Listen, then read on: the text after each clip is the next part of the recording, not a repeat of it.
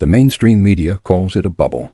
They look at the chart, they see a vertical line, they see silver at $70, and they scream exit.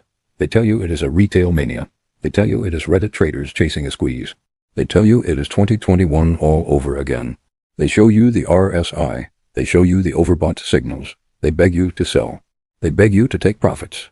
They tell you that trees do not grow to the sky. They are looking at the price. We are looking at the physics. And physics does not negotiate. Physics does not care about your technical analysis. Physics does not care about the Federal Reserve. Physics cares about one thing: conductivity. The entire automotive industry has just walked into a trap set by the laws of thermodynamics. For 70 years, the world ran on 12 volts. It was safe. It was boring. It was cheap. You could use copper contacts, you could use cheap relays, and the car would start. But then came the Cybertruck. Then came the mandate for 48 volts. They told you it was about efficiency. They told you it was about saving wire weight. They told you it was the future of EVs. But they forgot to tell you the cost. They forgot to mention the dirty little secret of direct current. When you disconnect a 12-volt circuit, the spark is tiny. It dies instantly. But when you disconnect a 48-volt circuit, it does not die, it arcs. It creates a sustained plasma channel. It creates a miniature lightning bolt right inside the chassis of your car. That arc is hotter than the surface of the sun. If you use copper contacts, they melt, they weld shut. Your brakes lock up, your steering fails, your safety systems go dark. People die. There is only one element on the periodic table that can survive that arc.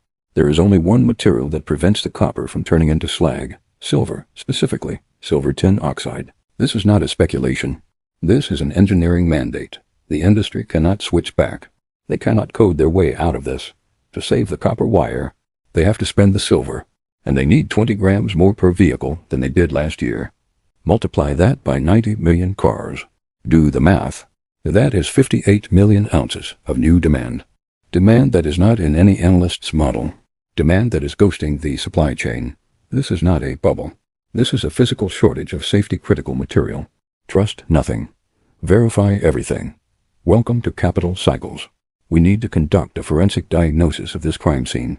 We need to understand why the price is moving vertically, and why the institutions are chasing it. We are officially in mode B, the accumulation. But this is not the accumulation you are used to. Usually, accumulation happens quietly. It happens sideways. It happens while the public is asleep. This time, the accumulation is happening violently. It is happening at all-time highs. Why? Because the buyers are not hedge funds. The buyers are not speculators. The buyers are procurement managers at Tesla, at Ford, at Samsung, at Bosch. They are not buying to make a profit. They are buying to keep their assembly lines running. They are buying because if they run out of silver, they cannot sell a $100,000 truck. Demand has become inelastic. Price does not matter. Availability matters. If silver goes to $100, they will buy it. If silver goes to $200, they will buy it. Because 20 grams of silver is still cheaper than a lawsuit. It is cheaper than a recall. It is cheaper than a factory shutdown. This is the definition of a supply squeeze, when the buyer cannot say no. But the squeeze is not just coming from the demand side. If it were just Tesla, we might be able to mine our way out of it.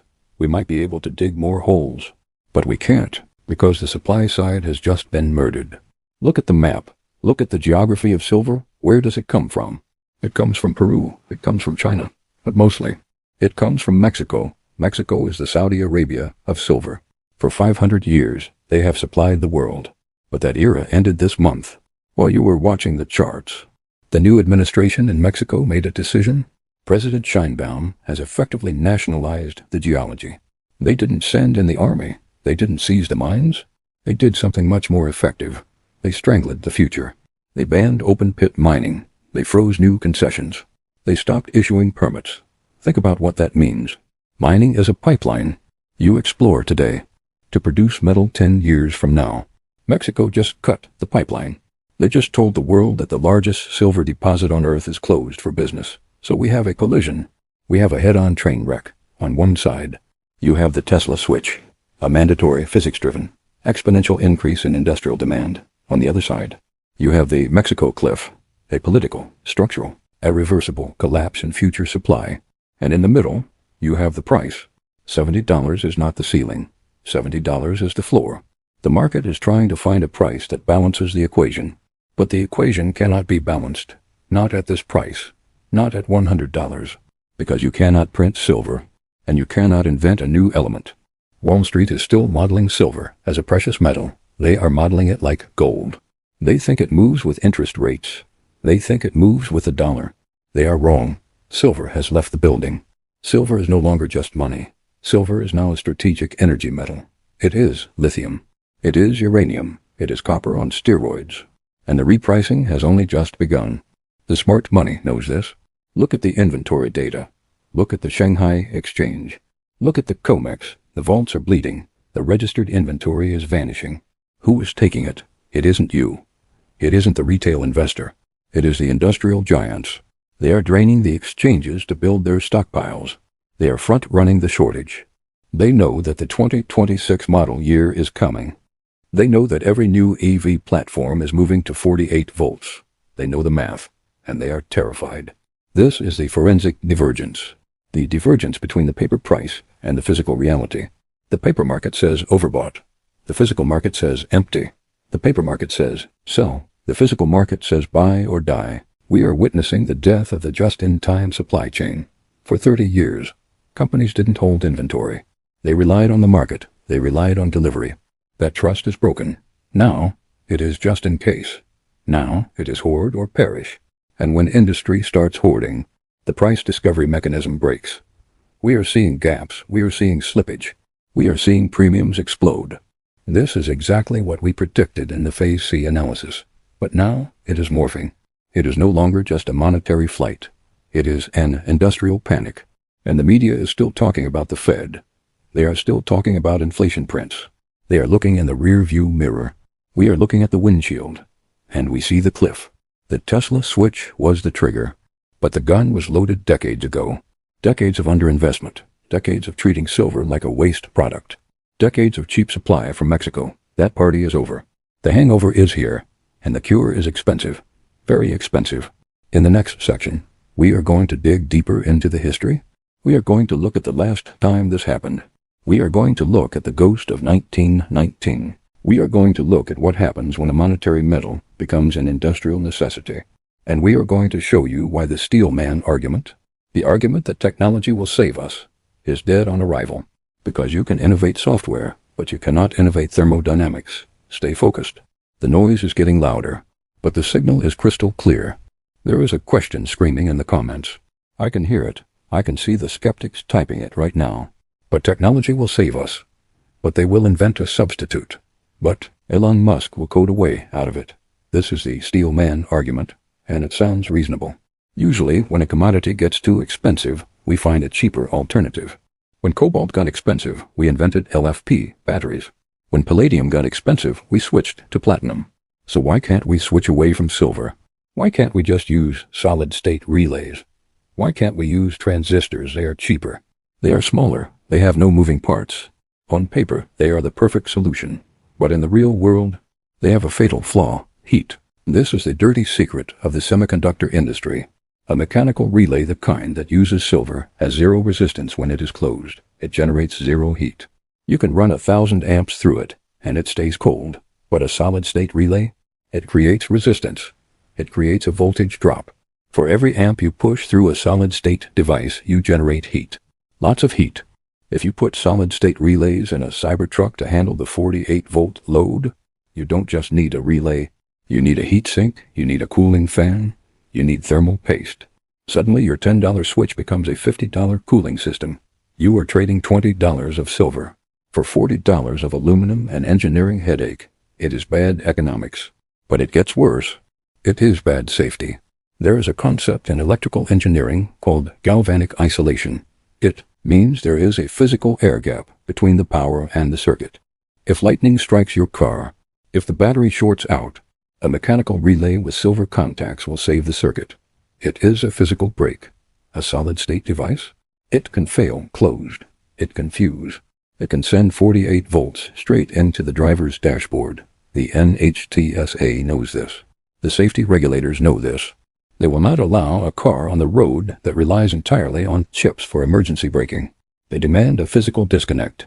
They demand the air gap, and the only material that survives the arc of that air gap is silver. So the steel man argument is dead.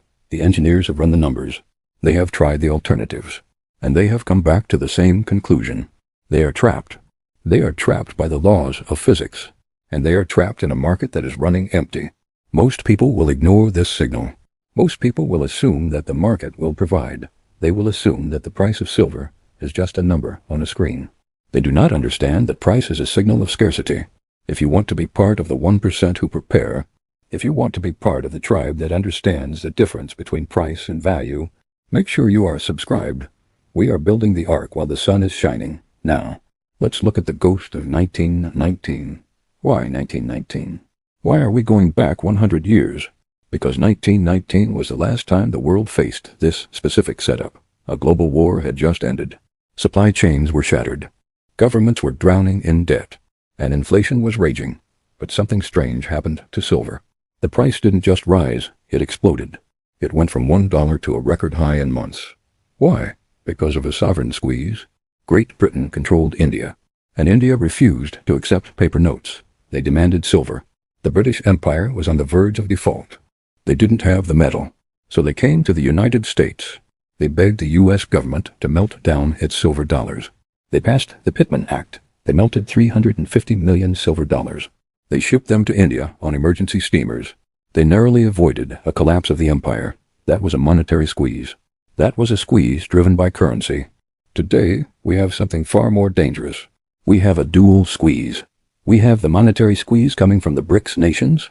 We have China and Russia hoarding metal to bypass the dollar. That is your 1919 parallel. But on top of that, we have the industrial squeeze.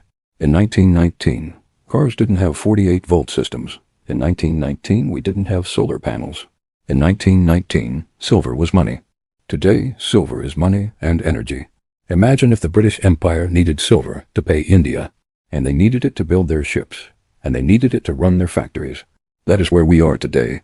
The demand is coming from the treasury, and it is coming from the factory, and they are fighting over the same bar. Look at the charts from the 1970s. Everyone talks about the Hunt brothers. Everyone talks about $50 silver in 1980, but that was a paper squeeze. That was leverage. The Hunt brothers didn't consume the silver. They just held it. When the price crashed, the silver was still there. It went back into the vault. This time is different. This time the silver is being consumed. It is being pasted onto a solar panel. It is being welded into a Tesla relay. It is being buried in a landfill. It is gone. It is not coming back to the vault. We are burning the furniture to heat the house. The statistical parallel isn't 1980. It isn't even 1919. It is unique. It is a singularity. We have never seen a monetary metal become a strategic industrial consumable at the exact same moment supply collapses. The models are broken because the variables have changed. Wall Street is trying to price a precious metal, but they should be pricing a critical mineral. They should be pricing it like uranium in 2007. They should be pricing it like lithium in 2021. When those shortages hit, the price didn't double. It went up 500% and silver is smaller. The market is tighter. The exits are narrower. And the fire is hotter. In the final part of this briefing, we are going to give you the blueprint. We are going to tell you exactly how to position yourself for this singularity. Because buying SLV is not the answer. Buying a mining stock is not the answer. You need to own the thing that cannot be printed. And you need to own it before the Tesla procurement managers buy it all. We have diagnosed the trap. We have exposed the shortage. We have proven that the physics of the energy transition makes silver mandatory. We have proven that the politics of the supply chain makes silver scarce. We have looked at the history. We have looked at the math. But analysis is not enough. Understanding the car crash does not save you from it. You have to move. You have to act.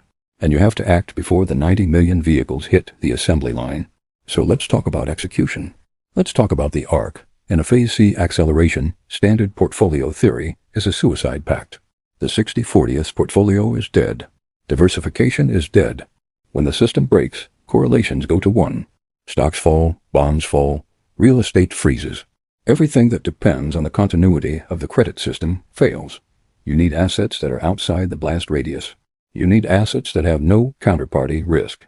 You need assets that are immune to a Mexican nationalization decree. You need assets that are immune to a COMEX force majeure. We call this the ark. The ark has two chambers, the shield and the sword. The shield is gold. We talked about the sovereign bid. We talked about the central banks buying. Gold is your insurance policy. It is the only asset that guarantees you will still have purchasing power when the dust settles. If the dollar collapses, gold stands. If the bond market freezes, gold stands. You do not buy gold to get rich. You buy gold to stay free. But the sword is silver. This is where the asymmetric opportunity lives. This is where the life-changing wealth transfer happens. Think about the ratio, the gold to silver ratio. For thousands of years, it was 15 to 1. It comes out of the ground at 8 to 1. Today, even at $70, the ratio is distorted. But look at the industrial burn rate. We are consuming silver faster than we are consuming gold. Gold is hoarded. Silver is burned. Every Tesla is a silver consumer. Every solar panel is a silver consumer. The ratio is heading back to historical norms. If gold hits $5,000, and it will, and the ratio goes to 40, silver goes to $125. If the ratio goes to 20, where it was in 1980, silver goes to $250. That is not a forecast. That is arithmetic. But there is a trap within the trap. And this is where most investors will fail. They will see this analysis. They will agree with the thesis. And then they will go to their brokerage account. And they will buy a mining stock. They will buy a company with a mine in Mexico. They will buy a company with a mine in Peru. They are buying a liability. Look at what just happened in Mexico. The government froze the concessions. Do you think they will stop there? When the price hits $100, do you think the government will let a foreign company keep the profit? No. They will change the royalty structure. They will impose windfall taxes. They will nationalize the asset. Buying a miner in a resource nationalist jurisdiction is not playing the silver squeeze. It is betting on the kindness of politicians. I do not make that bet. Capital Cycles does not make that bet. Then there are the ETFs. The paper silver, SLV. It looks easy. It has low fees. It has liquidity. But read the prospectus. Read the fine print on page 47. They do not have to have the metal. They can use derivatives. They can use unallocated accounts. And most importantly, if the market breaks, they can settle in cash. Imagine this scenario. Silver hits $200. The industrial users are desperate. Apple is bidding. Tesla is bidding. There is no metal in the vault. The ETF declares force majeure. They close your position. They send you a check for the last closing price. You get your paper dollars back, but you cannot buy the metal, because the metal is gone, and the dollars are worthless. You were right on the thesis, but you were wrong on the vehicle, and you lost everything. This brings us to the only logical conclusion. The only way to build the ark, physical, possession. If you cannot hold it in your hand, you do not own it. If it is in a vault in London, you have a claim. If it is in a mine in Mexico, you have a hope. If it is in your safe, you have the asset. This is the philosophy of debanking. You must remove your wealth from the digital ledger. You must remove your wealth from the jurisdiction of the insolvent. It is heavy. It is inconvenient. It is harder to buy. It is harder to sell. Good. The friction is the price you pay for sovereignty. The inconvenience is the moat that protects you from the herd. When the panic starts, when the Tesla procurement managers start bidding, they cannot buy the coin in your pocket. They cannot nationalize the bar in your private vault. You become the liquidity provider of last resort. You become the bank, and they will pay any price you ask, because they have no choice. The window to build this position is closing. We talked about the premiums. We talked about the ghost demand. The inventory is disappearing. The dealers are already seeing delays. The mints are already on allocation. Do not wait for the headline on CNBC. By the time they tell you there is a shortage, the shelves will be empty. Do not wait for the price to dip. In a Phase C acceleration, the dips are shallow, and they are bought instantly by the whales. You have to be aggressive. You have to be early, and you have to be right. We have given you the map. We have shown you the cliff. We have shown you the solution. Now, the choice is yours. You can stay in the burning building.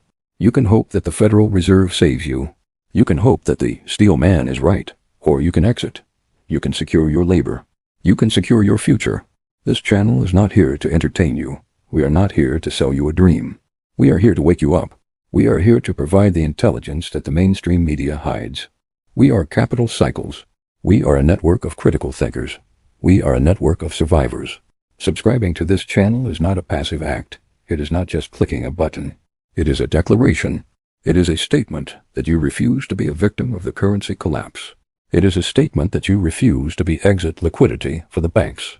It is enlisting in an information war, a war for your purchasing power, a war for your freedom. If you are ready to enlist, if you are ready to see the world as it really is, then hit the button. Turn on the notifications, because the news cycle is accelerating. The events are moving faster, and we will be here, watching the tape, tracking the flows, verifying the truth. The dollar is dying. The supply is vanishing. The ark is leaving. Make sure you are on it. Trust nothing. Verify everything. This is Capital Cycles. Class dismissed.